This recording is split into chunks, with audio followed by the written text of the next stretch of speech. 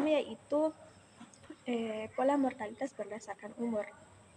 Jadi, menurut Heckman dan Pollard dalam jurnal The Aging Pattern of Mortality tahun 1980, pola umur itu membentuk kurva U, yang dimana arti kematian tertinggi terjadi pada usia bayi, kemudian menurun pada usia anak dan dewasa muda, lalu kembali meningkat pada usia lanjut.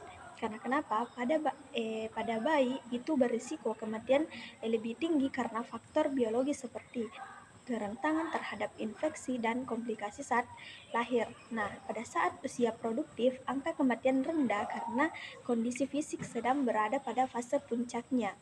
Namun pada lansia, angka kematian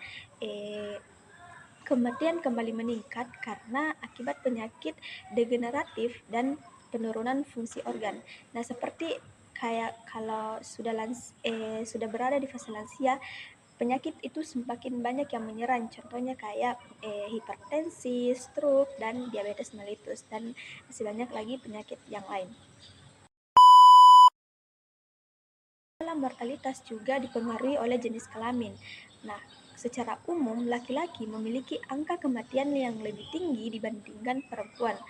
Karena kenapa? Hal ini itu disebabkan oleh kombinasi faktor biologis, perilaku berisiko, dan gaya hidup yang tidak sehat seperti merokok, mengonsumsi alkohol, maupun kecenderungan bekerja di daerah sektor yang berbahaya.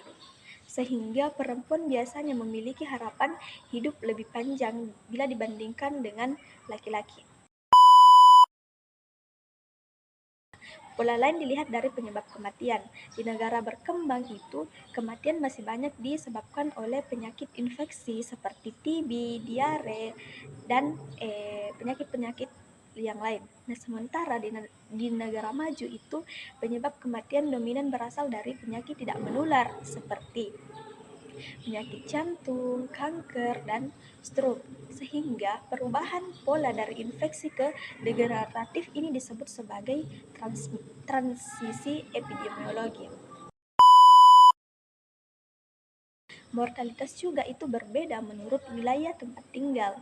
Nah, penduduk di perkotaan itu cenderung memiliki angka kematian lebih rendah karena akses terhadap pelayanan kesehatan lebih baik, sementara di pedesaan itu atau daerah terpencil memiliki resiko kematian lebih tinggi akibat keterbatasan fasilitas kesehatan dan sanitasi dan juga transportasi.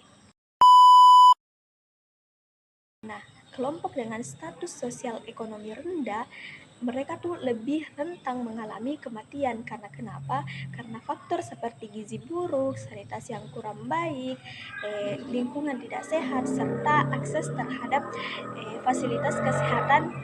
Nah, sementara kelompok dengan status ekonomi lebih tinggi biasanya memiliki mortalitas lebih rendah.